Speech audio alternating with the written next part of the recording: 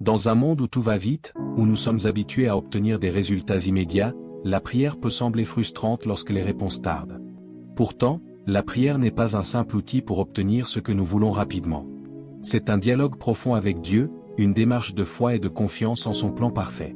Le docteur Miles Monroe nous rappelle que prier, c'est bien plus que demander, c'est persévérer, croire et rester aligné avec la volonté divine. Dans ce message, découvrez pourquoi il est essentiel de prier jusqu'à ce que cela se produise et comment cette persévérance transforme non seulement vos circonstances, mais aussi votre cœur. Si ce contenu vous enseigne, n'oubliez pas d'aimer la vidéo et de vous abonner en activant la cloche pour ne rien manquer des prochaines vidéos. En ajoutant un like, vous aidez YouTube à partager ce message au maximum et à toucher encore plus de personnes qui cherchent à se développer personnellement. Mesdames et messieurs, je veux vous poser une question aujourd'hui. Combien de temps êtes-vous prêt à prier pour ce que Dieu vous a promis? Combien de temps resterez-vous dans la foi lorsque tout autour de vous dit que cela n'arrivera pas? Voyez-vous, l'une des plus grandes tragédies de la vie n'est pas une prière sans réponse, mais une prière abandonnée trop tôt. Beaucoup de gens arrêtent de prier juste avant leur percée. Ils arrêtent de demander juste avant que la porte ne s'ouvre. Ils arrêtent de chercher juste avant de trouver. Mais aujourd'hui, je suis venu dire à quelqu'un, ne lâchez pas avant que votre miracle ne se produise. La prière est souvent mal comprise comme une simple activité religieuse ou une pratique rituelle. Mais la vérité est que la prière est bien plus que cela. C'est une invitation légale à Dieu d'intervenir sur la terre. Lorsque nous prions, nous ne supplions pas Dieu ni n'essayons de le convaincre d'agir. Au lieu de cela, nous utilisons l'autorité qu'il nous a déjà donnée pour que sa volonté soit faite sur la terre comme au ciel. La prière concerne le partenariat avec Dieu, il s'agit de nous aligner sur ses desseins et d'inviter son royaume à se manifester dans nos vies. Vous voyez, lorsque Dieu a créé l'humanité, il nous a donné la domination sur la terre. Il a dit à Adam et Ève, « Soyez féconds, multipliez-vous, remplissez la terre et soumettez-la » Genèse 1 verset 28. Il a confié à l'homme l'autorité de régner sur la terre, mais ce faisant, il a également établi une loi spirituelle. Pour que Dieu puisse agir sur terre, il doit avoir un homme ou une femme avec qui s'associer. C'est pourquoi la prière est si puissante. Ce n'est pas simplement un acte de dévotion, c'est le véhicule par lequel la volonté de Dieu est établie ici sur terre. En substance, Dieu travaille à travers nous. Lorsque nous prions, laissez cela pénétrer un instant. La prière est une invitation à Dieu à opérer dans le royaume physique, un royaume sur lequel il nous a permis de dominer. Sans prière, nous limitons la capacité de Dieu à se déplacer dans le monde. Vous pourriez vous demander, pourquoi Dieu a-t-il besoin que nous prions? Pourquoi ne peut-il pas tout faire tout seul? La réponse est simple, Dieu ne violera jamais sa propre parole ni ses propres lois. L'une de ces lois est qu'il a donné la domination sur la terre à l'humanité. Il attend donc que nous prions et que nous l'invitons à agir, car il a choisi d'opérer à travers nous. Lorsque vous priez, vous reconnaissez que vous comprenez votre rôle dans le plan de Dieu. Vous dites, Seigneur, je sais que tu as le pouvoir, mais je comprends aussi que tu m'as donné la responsabilité de mettre ta volonté en action. C'est pourquoi la prière est une partie si essentielle de la vie d'un croyant. Par la prière, nous nous alignons sur les desseins de Dieu et l'invitons à travailler en nous et à travers nous. En fait, la prière est l'un des outils les plus puissants dont nous disposons en tant que croyants. Elle ouvre la porte à Dieu pour agir dans nos circonstances, dans nos familles, dans nos communautés et dans le monde. Dans Matthieu 6, quand Jésus enseigne à ses disciples comment prier, il ne leur dit pas de mendier des choses, de supplier Dieu d'agir ou d'essayer de le convaincre. Au lieu de cela, il leur apprend à prier, que ton règne vienne, que ta volonté soit faite sur la terre comme au ciel. C'est une déclaration puissante, pas simplement une demande. Quand nous prions, nous déclarons que sa volonté, son royaume et sa puissance se manifestent ici sur terre comme ils le sont déjà au ciel. Nous n'attendons pas que le ciel agisse, le ciel attend que nous l'invitions à agir. La prière devient le moyen par lequel nous libérons la volonté de Dieu sur la terre et le véhicule par lequel l'autorité de Dieu est exercée. Considérons également l'exemple de Jésus dans le jardin de Gethsémanée, où il a prié, « Non pas ma volonté, mais la tienne soit faite ». Même Jésus, qui était pleinement Dieu et pleinement homme, comprenait l'importance de soumettre sa volonté au Père et de prier pour que la volonté de Dieu soit établie. Si Jésus, le Fils de Dieu, avait besoin de prier et d'inviter la volonté de Dieu sur la terre, à combien plus forte raison devons-nous prier et nous aligner sur les desseins de Dieu? C'est pourquoi la prière persistante est si importante. Il ne s'agit pas de demander quelque chose une fois et de l'oublier ensuite. La prière exige de la cohérence. Lorsque nous prions, nous nous rendons continuellement disponibles pour que Dieu nous utilise. Nous disons, je comprends mon rôle d'agent de changement sur cette terre, et je t'invite à ce que ta volonté soit faite dans ma vie et à travers moi. Alors, comprenez que cette prière n'est pas seulement un acte passif. C'est un partenariat dynamique et actif avec Dieu. Lorsque nous prions, nous ne demandons pas seulement des choses. Nous mettons en mouvement l'honneur divin et notre Dieu pour faire ce qu'il a toujours voulu faire, amener le ciel sur terre. Et c'est pourquoi, peu importe le temps que cela prend, peu importe la difficulté de la situation, nous devons prier jusqu'à ce que cela arrive. Parce que la prière est plus que de simples mots. C'est la clé qui ouvre la puissance et l'autorité du ciel dans nos vies. Lorsque vous priez, vous ne prononcez pas simplement des mots dans l'air, vous créez un partenariat divin, un lien entre le ciel et la terre. Lorsque vous invitez Dieu à entrer par la prière, vous libérez son pouvoir d'agir d'une manière que vous ne pouvez même pas imaginer. Alors, continuez à prier, n'abandonnez pas, continuez à inviter la volonté de Dieu dans tous les domaines de votre vie, et sachez que le ciel est prêt à répondre.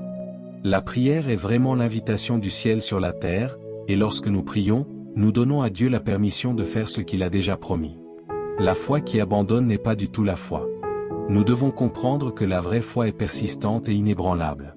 Beaucoup de gens prient et s'attendent à des résultats instantanés, mais la réalité est que le timing et les méthodes de Dieu diffèrent souvent de nos attentes. C'est pourquoi la foi qui abandonne à mi-chemin n'est pas la foi, c'est le doute qui se déguise en croyance.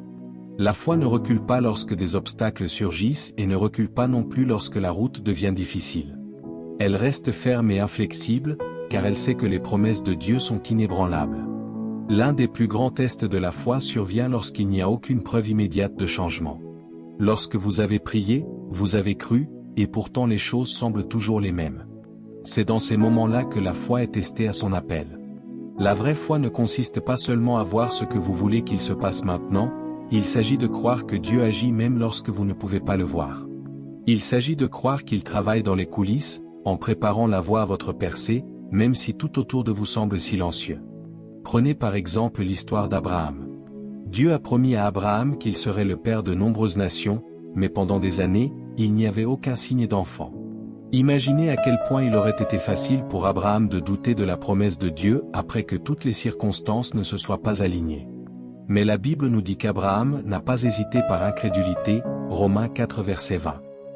Sa foi est restée forte parce qu'il savait que la parole de Dieu ne reviendrait pas sans effet. Même lorsque tout semblait impossible, il a refusé d'arrêter de croire. La foi qui abandonne trop facilement est comme une graine plantée dans le sol mais déracinée avant d'avoir eu la chance de pousser. Elle peut paraître belle en surface pendant un certain temps, mais sans ce système racinaire profond, elle ne portera jamais de fruits. Vous voyez, quand nous prions, nous plantons des graines, et parfois ces graines prennent du temps à grandir. Mais au moment où nous les retirons, le processus s'arrête. Trop souvent, les gens prient pendant un certain temps, mais quand ils ne voient pas de résultats immédiats, ils abandonnent en pensant que Dieu n'écoute pas ou que ce n'était pas censé être. Mais je vous dis que Dieu travaille même quand vous ne le voyez pas. C'est pourquoi nous devons comprendre que la foi exige de la persévérance. Juste parce que nous ne voyons pas de réponse tout de suite ne signifie pas que Dieu n'est pas à l'œuvre. La foi croit en l'invisible et tient bon même quand les choses semblent bouger au ralenti. Pensez à la femme avec la perte de sang dans les évangiles. Pendant 12 ans, elle avait souffert, et pendant 12 ans, elle avait cherché une solution. Il y avait des moments où elle a dû se sentir désespérée, quand la guérison semblait si loin, hors de portée. Mais sa foi était persistante, et elle a traversé la foule en essayant d'atteindre l'ourlet du vêtement de Jésus. Sa foi a été récompensée parce qu'elle a refusé d'abandonner. Elle savait que si elle pouvait juste le toucher, elle serait guérie. De la même manière, notre foi doit continuer à avancer, même quand on a l'impression que la réponse n'est nulle part en vue. Le timing de Dieu est parfait, et il répondra quand le moment sera venu. Mais nous devons continuer à lui faire confiance, quel que soit le temps que cela prendra. Plusieurs fois, notre foi doit être affinée, et ce processus d'affinage ne se produit pas du jour au lendemain. C'est comme le potier qui façonne l'argile. Plus le potier travaille avec l'argile, plus elle devient lisse et parfaite. De même, Dieu travaille en nous pour construire la patience, la persévérance et la confiance. Chaque retard est une opportunité pour votre foi de devenir plus forte, et non une indication que Dieu vous a oublié. Un autre exemple puissant est le prophète Élie. Il a prié pour la pluie après une longue sécheresse, mais elle n'est pas arrivée tout de suite. Élie n'a pas prié une seule fois et n'a pas abandonné. Il a prié 7 fois, cherchant un signe que la pluie allait arriver. Il a envoyé son serviteur au sommet de la montagne, et après 6 fois sans rien voir, Élie n'a pas abandonné. Il savait que la promesse de pluie allait toujours venir, et sa foi a refusé de faiblir. La 7e fois, un petit nuage est apparu, et la pluie a commencé à tomber. C'est ainsi que la foi fonctionne. Elle continue même lorsque rien ne semble changer. Elle s'accroche aux promesses de Dieu même lorsque les circonstances semblent impossibles. Une foi qui abandonne est une contradiction avec ce qu'est la vraie foi. La vraie foi ne croit pas seulement pour aujourd'hui, mais pour demain. Elle croit que Dieu est fidèle pour accomplir chaque promesse, même lorsque l'accomplissement est retardé. Parfois, lorsque nous sommes confrontés à des défis, nous pouvons être tentés d'abandonner notre foi et de nous contenter de moins que ce que Dieu a pour nous, mais abandonner n'est jamais une option pour le croyant qui fait confiance à la fidélité de Dieu. Lorsque vous avez envie d'abandonner, rappelez-vous que les promesses de Dieu sont oui et amen, et qu'elles s'accompliront au moment fixé. Votre foi est mise à l'épreuve, mais avec persévérance, vous verrez la percée. Alors, continuez à prier, continuez à croire et continuez à avancer. La foi qui tient bon est la foi qui voit la réponse se produire. Lorsque nous pensons à demander, chercher et frapper, il ne s'agit pas simplement de faire ces choses une fois, puis de s'éloigner. Il s'agit de poursuivre constamment ce que nous savons que Dieu a promis, avec une foi inébranlable que cela se produira au moment parfait. Trop souvent, les gens s'arrêtent au premier signe de résistance ou lorsqu'ils ne voient pas de réponse immédiate, mais la vraie foi ne s'arrête pas. Elle continue. Jésus a clairement indiqué dans Matthieu 7 verset 7 que nous devrions demander, chercher et frapper, et il n'a pas ajouté une date d'expiration à ses instructions. Nous devons demander, chercher et frapper jusqu'à ce que cela se produise. Demander est la première étape, mais il ne s'agit pas seulement de demander des choses. Il s'agit de demander en sachant que Dieu est un bon Père qui désire nous donner ce dont nous avons besoin. Dans Jacques 1 verset 5, on nous rappelle que si nous manquons de sagesse, nous devons demander à Dieu, qui donne généreusement sans trouver de faute. Demander est l'invitation à l'intervention de Dieu, et lorsque nous demandons, nous reconnaissons que nous avons besoin de lui. Cependant, ce n'est pas une action passive. C'est une reconnaissance active que Dieu a la capacité de pourvoir et qu'il est la source de tout ce dont nous avons besoin. Mais demander seul ne suffit pas. Chercher est la prochaine étape, et cela nécessite un niveau d'engagement plus profond. Chercher signifie rechercher activement la réponse de Dieu, poursuivre sa volonté avec intention. Lorsque nous cherchons, nous démontrons une foi qui va au-delà de simples mots. C'est une foi qui cherche activement la volonté de Dieu et sa voie. Chercher consiste à être persévérant dans la prière, à rester ferme lorsque les réponses ne viennent pas rapidement, et à être ouvert à la direction de Dieu. Plusieurs fois, nous demandons, mais ne cherchons pas. Nous attendons passivement que les choses se mettent en place sans aller vers Dieu d'une manière qui démontre un désir de sa volonté au-dessus de notre propre volonté. Chercher nécessite une action. Par exemple, si vous priez pour une percée dans votre vie, demander est le début, mais chercher exige que vous vous prépariez à la réponse. Pour vous aligner sur ce que Dieu veut faire, il faut faire de la place pour que la réponse vienne, en faisant confiance au timing de Dieu et en vous présentant avec un cœur prêt à recevoir. Chercher ne consiste pas seulement à chercher quelque chose, il s'agit de vous positionner pour recevoir ce que Dieu a déjà prévu. Et tandis que demander ouvre la porte, chercher vous aide à comprendre toute la portée de ce que Dieu fait et le timing de sa réponse. Enfin, frapper est l'étape finale, et c'est la plus persistante des trois. Quand vous frappez, vous ne frappez pas négligemment à la porte. Vous cherchez avec force l'entrée. Vous ne laissez rien vous barrer la route. Frapper signifie la détermination. Cela montre que vous n'êtes pas prêt à abandonner jusqu'à ce que vous ayez ce que vous demandez. L'image de frapper à une porte est un symbole d'action continue. Quand vous frappez, vous ne vous éloignez pas après un essai, vous continuez à frapper jusqu'à ce que la porte s'ouvre. La porte s'ouvrira parce que vous continuez à frapper avec persistance. Frapper, c'est aussi avoir la confiance que Dieu répondra. Jésus a dit dans Matthieu 7 verset 8, « Car quiconque demande reçoit, celui qui cherche trouve, et à celui qui frappe, la porte sera ouverte. » Cette promesse est claire, lorsque vous continuez à frapper, la porte s'ouvrira. Mais la clé est la persévérance. Au moment où vous arrêtez de frapper, vous retardez votre percée. Frapper est un acte de foi qui refuse d'arrêter, sachant que la porte s'ouvrira au bon moment. Imaginez que vous vous tenez devant une porte qui représente votre percée. Vous avez demandé à Dieu ce dont vous avez besoin, et vous avez cherché sa volonté, mais la porte ne s'est pas encore ouverte. Que faites-vous? Vous continuez à frapper.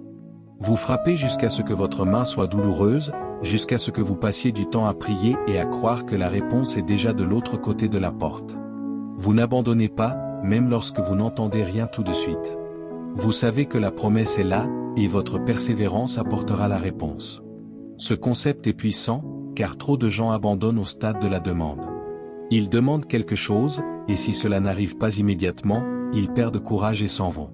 D'autres peuvent demander et chercher, mais ils ne frappent pas avec le même niveau de foi et de persévérance. Ils ne perforent pas la résistance, et par conséquent, ils ratent la réponse qui était à portée de main. Je veux vous encourager aujourd'hui à demander, chercher et frapper avec audace et persévérance. Ne vous arrêtez pas lorsque la route devient difficile. Ne vous arrêtez pas lorsque vous avez l'impression que rien ne se passe.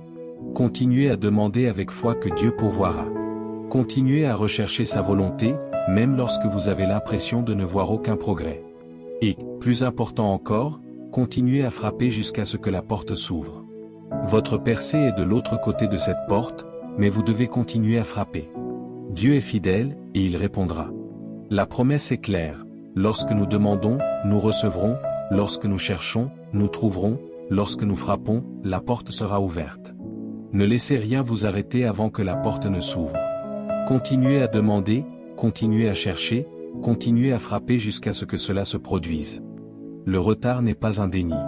C'est l'une des vérités les plus puissantes que les croyants doivent comprendre lorsqu'ils attendent que les promesses de Dieu se réalisent. Plusieurs fois, lorsque nous prions et croyons en quelque chose, la réponse ne vient pas tout de suite, et dans ces moments-là, vous pouvez facilement vous glisser dans l'attente. L'attente peut sembler longue, et nous pouvons nous demander si Dieu nous a oubliés. Nous pourrions même commencer à nous demander si cela arrivera un jour. Mais je veux vous dire aujourd'hui que ce n'est pas parce que cela n'est pas encore arrivé que cela n'arrivera pas. Le retard de Dieu n'est pas la même chose que son déni. Nous voyons ce principe dans les Écritures à plusieurs reprises. Prenons par exemple l'histoire de Joseph. Dieu lui a donné un rêve alors qu'il n'était qu'un garçon, un rêve qui montrait ses frères et son père se prosternant devant lui. Mais que s'est-il passé après le rêve? La vie de Joseph est entrée dans une période de profonde difficulté. Il a été trahi par ses frères, vendu comme esclave, faussement accusé et emprisonné. Il semblait que tout dans sa vie travaillait contre lui, et pourtant, Dieu travaillait dans les coulisses. Même si Joseph ne pouvait pas le voir, ce n'était pas que Dieu avait nié le rêve à Joseph, c'était que le moment n'était pas bon.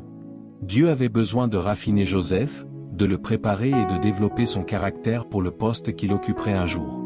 Ce qui semblait être un retard était en fait le processus de Dieu à l'œuvre. Plusieurs fois, les retards de Dieu sont intentionnels.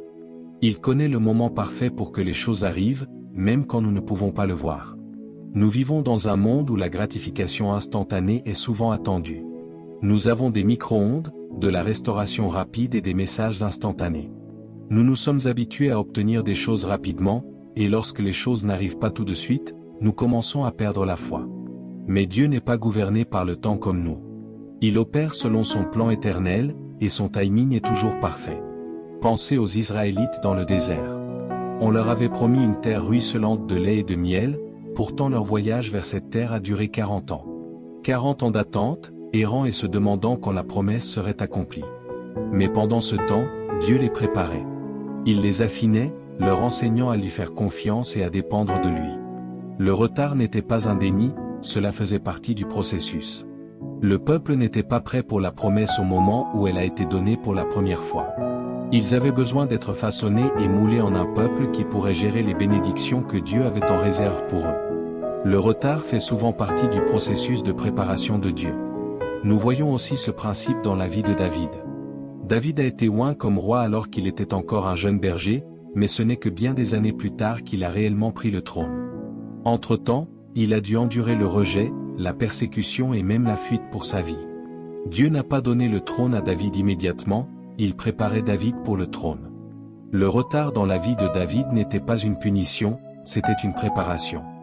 Dieu avait besoin de bâtir le caractère de David, de tester sa foi et de le préparer à être un roi qui dirigerait bien Israël.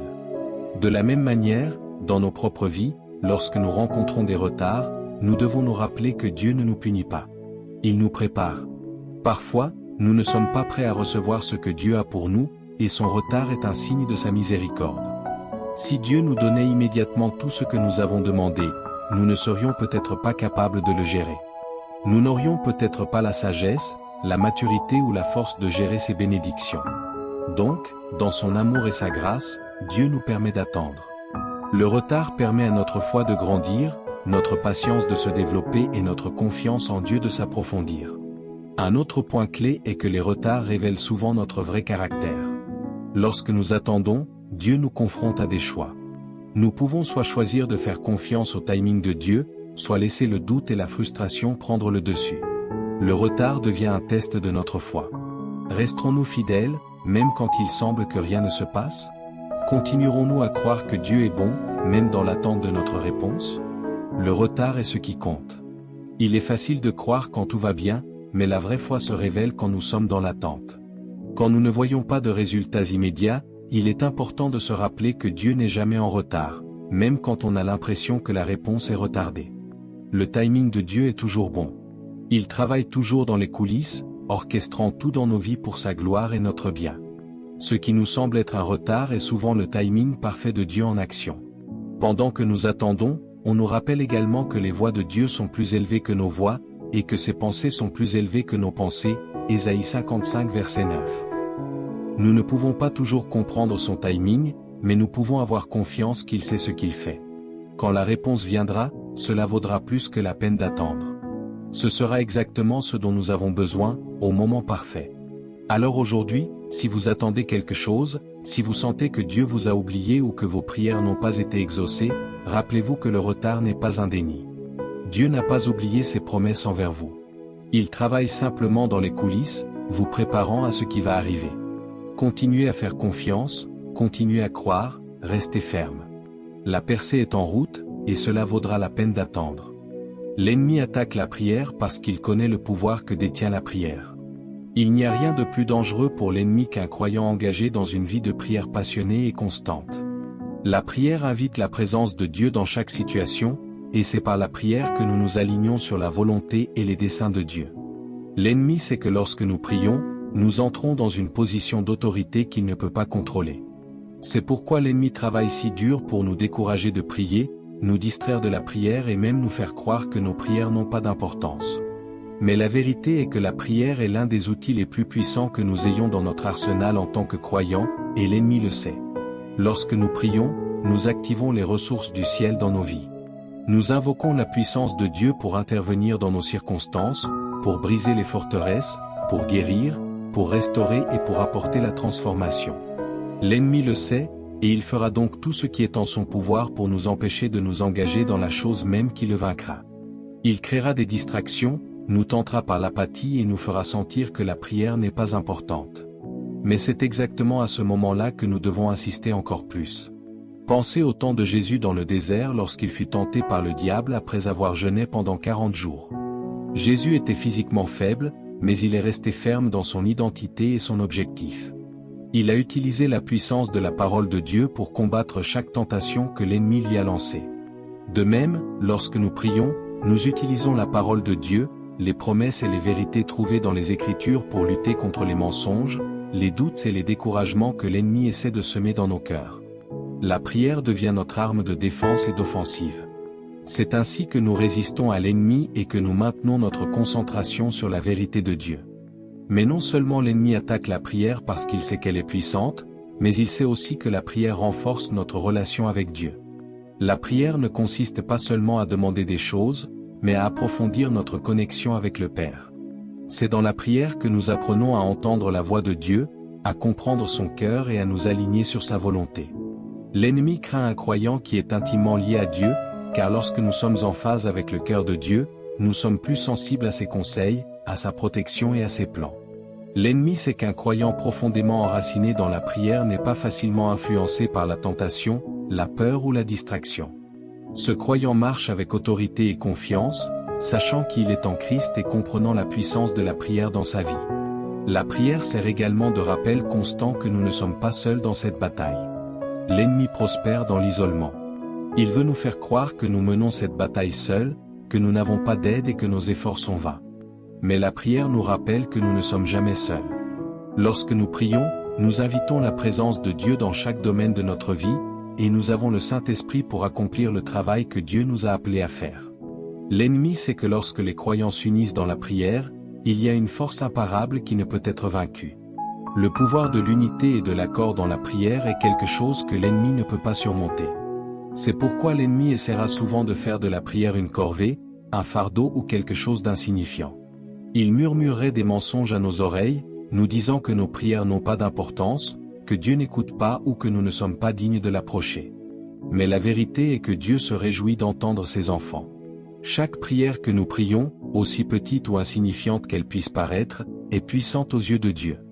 L'ennemi le sait, et il essaiera donc de nous faire arrêter de prier avant de voir la percée, avant de voir les réponses à nos prières. Mais nous devons nous rappeler que le but de l'ennemi est de nous empêcher d'entrer dans la plénitude du plan de Dieu pour nos vies. S'il peut nous empêcher de prier, il peut nous empêcher d'accéder aux ressources et au pouvoir que Dieu a mis à notre disposition. Lorsque vous rencontrez une opposition dans votre vie de prière, lorsque vous vous sentez découragé ou distrait, sachez que c'est un signe que vous êtes sur la bonne voie. L'ennemi attaque ce qu'il craint, et s'il attaque votre vie de prière, cela signifie que vos prières ont un impact. Cela signifie que le ciel répond à vos demandes et que vous vous tenez dans la brèche, en train de faire le travail que Dieu vous a appelé à faire. Ne permettez pas à l'ennemi de vous faire taire ou de vous distraire. Appuyez plus fort, priez plus fervemment, et sachez que Dieu est avec vous. L'apôtre Paul nous dit dans Éphésiens 6 verset 18 de prier en tout temps par l'Esprit, avec toutes sortes de prières et de supplications. Cela signifie que la prière ne concerne pas seulement ce que nous disons, mais aussi la manière dont nous nous engageons avec Dieu. La prière ne consiste pas seulement à demander des choses, il s'agit de communiquer avec notre Créateur, de construire notre relation avec lui et de permettre à sa puissance de circuler à travers nous. Lorsque nous prions, nous ne demandons pas seulement que les choses changent, nous invitons le royaume de Dieu à venir sur la terre comme au ciel. Et lorsque le royaume de Dieu vient, le royaume de l'ennemi doit s'incliner. Donc, lorsque l'ennemi essaie de vous empêcher de prier, rappelez-vous que vous entrez dans votre autorité donnée par Dieu. La prière est la clé qui ouvre la porte à la provision, à la protection et à la puissance de Dieu. L'ennemi sait que s'il peut vous distraire de la prière, il peut entraver votre progression. Mais vous pouvez le vaincre avec persévérance dans la prière. Plus vous priez, plus vous vous alignez sur la volonté de Dieu, et plus vous puisez dans les ressources illimitées du ciel. Ne laissez pas l'ennemi vous empêcher de prier. Lorsque vous priez, vous activez la puissance de Dieu dans votre vie, et cette puissance est plus grande que tout ce que l'ennemi peut vous jeter. Continuez à prier, parce que vos prières sont puissantes, et l'ennemi a peur de ce qui arrivera lorsque vous priez. Beaucoup de gens abandonnent la prière parce qu'ils croient que c'est une perte de temps quand ils ne voient pas de résultats immédiats. Ils commencent à douter que la prière fonctionne. Mais je veux vous rappeler aujourd'hui que la prière fonctionne, même lorsque vous ne voyez pas de réponse immédiate. Juste parce que vous ne voyez pas de changement immédiat dans vos circonstances ne signifie pas que Dieu ne travaille pas dans les coulisses. Nous servons un Dieu qui se déplace d'une manière que nous ne pouvons pas toujours voir ou comprendre, et son timing est toujours parfait. Parfois, nous devons nous rappeler que la prière ne consiste pas seulement à obtenir ce que nous voulons en notre temps. Il s'agit de faire confiance au timing parfait de Dieu et à sa volonté parfaite. Nous vivons dans un monde habitué à la gratification instantanée. Nous voulons que les choses arrivent maintenant, et quand elles n'arrivent pas, nous sommes frustrés. Mais la prière ne fonctionne pas selon notre calendrier, elle fonctionne selon le calendrier de Dieu. Dieu n'est pas lié par le temps comme nous, il est éternel et il voit le début depuis la fin. Quand nous prions, nous nous engageons dans une conversation éternelle avec un Dieu qui sait exactement ce dont nous avons besoin, quand nous en avons besoin et comment nous en avons besoin. Donc, juste parce que la réponse ne vient pas immédiatement ne signifie pas que Dieu n'écoute pas ou qu'il ne travaille pas. Il y a une vérité puissante trouvée dans la Bible qui illustre ce principe. Dans Daniel 10, le prophète Daniel a prié et jeûné pour comprendre. Il a cherché Dieu pour une révélation, et lorsque la réponse n'est pas venue immédiatement, Daniel a continué à prier. Ce que Daniel ne savait pas, c'est que pendant qu'il priait, Dieu travaillait déjà en sa faveur. En fait, lorsque l'ange est venu pour lui donner la réponse, il a expliqué qu'à partir du moment où Daniel a commencé à prier, Dieu avait envoyé la réponse, mais qu'il y avait eu une bataille spirituelle qui avait retardé la réponse. La réponse était en route à partir du moment même où Daniel a prié, mais il a fallu du temps pour l'atteindre. Cette histoire nous montre que la prière fonctionne même lorsque nous ne voyons pas les résultats immédiats. Parfois, il y a un retard dans le domaine spirituel que nous ne pouvons pas voir, mais Dieu travaille d'une manière que nous ne comprenons peut-être pas. Au moment où vous priez, Dieu vous entend et commence à agir en votre faveur. Même si vous ne voyez pas de changement tout de suite, sachez que votre prière est puissante et que Dieu est à l'œuvre. Cela peut ne pas se produire selon votre calendrier, mais cela se passe selon le plan parfait de Dieu. Une autre chose que nous devons comprendre est que les retards de Dieu ne sont pas des dénégations. Dans 2 Pierre 3 verset 9, on nous rappelle que Dieu n'est pas lent à tenir ses promesses, mais il est patient, voulant que tous arrivent à la repentance. Parfois, quand nous prions pour quelque chose, cela peut ne pas venir immédiatement parce que Dieu travaille en nous, construisant notre caractère et nous préparant à ce qui va arriver. Les retards de Dieu sont souvent un signe de son amour et de sa miséricorde. Il ne veut pas nous donner quelque chose avant que nous soyons prêts. S'il nous donnait immédiatement tout ce que nous avons demandé, nous ne pourrions peut-être pas le gérer. Mais Dieu, dans sa sagesse, sait exactement quand et comment libérer ses bénédictions dans nos vies. Faire confiance à son timing est essentiel pour comprendre comment fonctionne la prière. Il y a aussi des moments où le retard dans nos prières est destiné à renforcer notre foi. Plus nous attendons, plus nous sommes obligés de faire confiance à Dieu et de compter sur ses promesses. Attendre construit la persévérance, et la persévérance construit le caractère. Quand nous attendons une réponse, nous apprenons à nous appuyer davantage sur Dieu. Nous apprenons à avoir confiance qu'il est bon, qu'il a notre meilleur intérêt à cœur et que son timing est toujours parfait. Le processus d'attente d'une réponse est aussi important que la réponse elle-même. À travers l'attente, notre foi est affinée et nous sommes transformés en croyants plus forts et plus patients. Il est important de comprendre que même lorsque vous ne voyez pas les résultats tout de suite, la prière fonctionne toujours dans votre vie. La prière change les choses dans le domaine spirituel. Elle ouvre la porte à Dieu pour agir d'une manière que nous ne pouvons pas toujours voir avec nos yeux naturels. Il y a des batailles spirituelles qui se produisent dont nous ne sommes pas conscients, et à travers nos prières, Dieu fait avancer son royaume, repoussant les ténèbres et accomplissant ses desseins.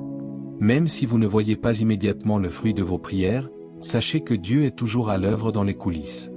Pensez à l'histoire d'Anne dans la Bible. Pendant des années, elle a prié pour un enfant, mais elle n'a eu aucune réponse. Elle est allée, année après année, au temple, priant et criant à Dieu, mais toujours aucun enfant n'est venu. Mais quand Dieu a répondu, il a répondu abondamment. Non seulement il lui a donné le fils pour lequel elle avait prié, mais il lui a aussi donné un prophète qui aiderait la nation d'Israël. La réponse de Dieu était bien plus grande que ce pour quoi elle avait initialement prié, et cela est venu juste au bon moment. Il en est de même pour nous. La prière fonctionne parce que Dieu nous entend, et il fait concourir toutes choses à notre bien. Il connaît la fin depuis le début et il agit de manière que nous ne pouvons pas toujours voir. Même si vous ne voyez pas la réponse à vos prières tout de suite, sachez que vos prières font une différence. Dieu écoute et il est à l'œuvre. Si vous attendez une percée, ne perdez pas courage. Continuez à prier, continuez à croire et continuez à faire confiance. Dieu est fidèle et il répondra en son temps et à sa manière. Vos prières ne sont pas vaines, même lorsque vous ne voyez pas de résultats immédiats. Ayez confiance que Dieu travaille en votre faveur. La prière fonctionne et votre réponse est en route. Continuez à prier, continuez à insister et sachez que Dieu viendra pour vous. Son timing est parfait et il fera infiniment au-delà de tout ce que vous pouvez demander ou penser. Continuez à croire que votre percée est plus proche que vous ne le pensez. Il est crucial de reconnaître que la prière n'est pas un événement ponctuel, c'est un style de vie. Trop souvent, nous abordons la prière en dernier recours lorsque les choses sont difficiles ou comme un moyen de remplir une obligation. Mais ce n'est pas l'image complète. La prière est censée être une conversation quotidienne avec Dieu, une partie essentielle de notre relation avec lui. Lorsque la prière devient une partie cohérente de nos vies, elle transforme non seulement nos circonstances, mais aussi nos cœurs. La prière est la clé qui ouvre la porte à une relation plus profonde et plus intime avec Dieu. Dans le livre de 1 Thessaloniciens 5 verset 17, Paul nous dit de prier sans cesse. Cela ne signifie pas que nous sommes constamment à genoux en prière, mais cela signifie que la prière devient la toile de fond de nos vies, une connexion continue avec le Père tout au long de notre journée. La prière consiste à être en communion constante avec Dieu. C'est l'amener à chaque instant, dans chaque décision et chaque défi. Il s'agit de reconnaître que nous ne sommes jamais seuls et qu'il est toujours avec nous. Lorsque la prière devient un style de vie, il devient naturel de parler à Dieu dans toutes les situations, que nous soyons au travail, à la maison ou que nous marchions dans la rue. Il s'agit d'avoir un cœur constamment à l'écoute de la présence de Dieu. Pensez à la vie de Jésus comme exemple. Tout au long de son ministère, nous voyons qu'il se retirait régulièrement pour prier. Jésus, le Fils de Dieu, ne considérait pas la prière comme quelque chose à faire seulement en temps de crise, il en a fait une priorité. Dans les évangiles, nous voyons Jésus monter sur la montagne pour prier, passer des nuits entières en prière et même enseigner à ses disciples comment prier. Jésus a compris le pouvoir de la prière continuelle. Pour lui, il ne s'agissait pas simplement de demander des choses, il s'agissait de s'aligner sur la volonté du Père. La prière le maintenait concentré sur sa mission, le renforçait pour les défis à venir et approfondissait sa relation avec Dieu. Lorsque nous faisons de la prière une partie cohérente de notre vie, elle fait la même chose pour nous. La prière aligne nos cœurs sur la volonté de Dieu. Elle nous aide à voir les choses de sa perspective et à entendre sa voix plus clairement. Plus nous prions, plus nous sommes transformés. La prière nous change, elle nous rend humbles, nous rappelant que nous n'avons pas le contrôle, mais que Dieu est souverain et bon. Elle construit notre foi, renforce notre détermination et nous donne la paix même au milieu du chaos. Nous pouvons également regarder l'exemple de l'Église primitive dans Actes 2 verset 42. Les croyants se consacraient à l'enseignement des apôtres, à la communion, à la fraction du pain et à la prière. L'Église primitive comprenait l'importance de la prière comme partie centrale de leur vie. Ils priaient ensemble, adoraient ensemble et se soutenaient mutuellement par la prière. Leur engagement dans la prière a créé un corps uni et fort de croyants. Ils savaient que leur puissance venait de la prière et que la prière était le fondement de leur communauté. Lorsque nous faisons de la prière une habitude quotidienne, nous créons la même fondation dans notre propre vie. Nous renforçons notre relation avec Dieu et nous invitons sa puissance dans chaque domaine de nos vies. Que nous prions seuls ou en communauté, nous puisons dans la puissance du Saint-Esprit pour nous guider, nous protéger et nous donner le pouvoir pour le travail que Dieu nous a appelés à faire. La prière est un partenariat avec Dieu, et lorsque nous en faisons un style de vie, nous ouvrons la porte à des transformations profondes, non seulement dans nos circonstances, mais aussi en nous-mêmes. Elle façonne notre caractère, aligne nos désirs avec la volonté divine et nous permet de rester fermes face aux épreuves. En faisant de la prière une priorité constante, nous cultivons une paix intérieure, une sagesse divine et une force spirituelle qui nous soutiennent dans chaque défi. Ainsi, peu importe les obstacles, nous avançons avec l'assurance que Dieu marche avec nous, transformant chaque prière en une opportunité de croissance et de victoire. La prière n'est pas seulement un acte ponctuel, c'est un style de vie, une démonstration de foi et de confiance en Dieu. Même lorsque les réponses semblent tarder, rappelez-vous que Dieu est à l'œuvre, souvent d'une manière invisible à nos yeux. Le processus d'attente affine notre foi, fortifie notre caractère et nous rapproche de lui. Alors, peu importe les circonstances, priez sans relâche. Votre percée est peut-être plus proche que vous ne le pensez, et Dieu, dans sa fidélité, répondra au moment parfait. Continuez à prier, continuez à croire et laissez Dieu agir au-delà de tout ce que vous pouvez imaginer.